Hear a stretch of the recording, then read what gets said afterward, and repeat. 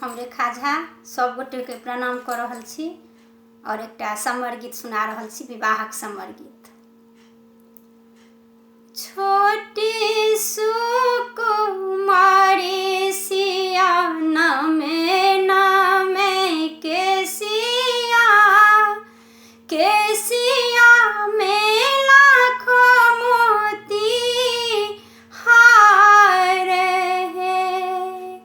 छोटी सुकुमारी सिया नमे नमे केसिया में लाखों मोती हार है। सुंदर सीता दाई के झबरल केसिया में हीरा मोती हार है।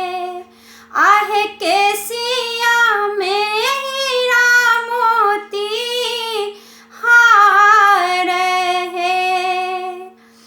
रानी सुनैना के कोरा में सिया बेटिया के महिमा अपार है। आहे बेटिया के महिमा अपार है। आयल वैशाख मास नवमी ई जोड़िया चहु दिस समय सुखार है।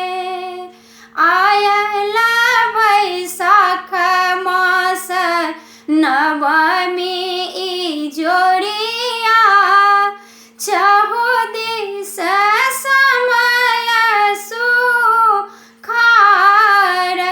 है। राजा जनक के दुलारी सिया बेटिया के महिमा अपार है। आहे बेटिया के महिमा अपार है।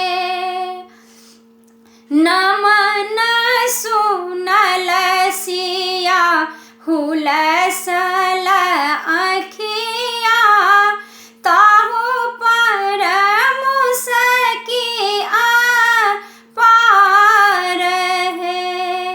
नमन सुनल सिया हुलसल आँखिया ताहु पर मुसकी अपार है।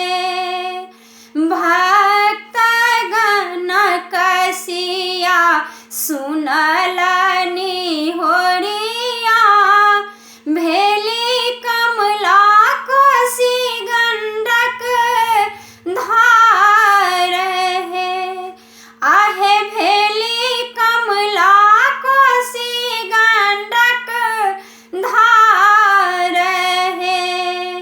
नदिया के काते काते होयत केसरिया मिथिला होयत सुख सार है।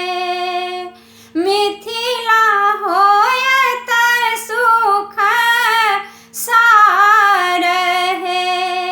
राजा जनक के दुलारी बेटी सीता प्रदीप नमन हजार है। आहे प्रदीप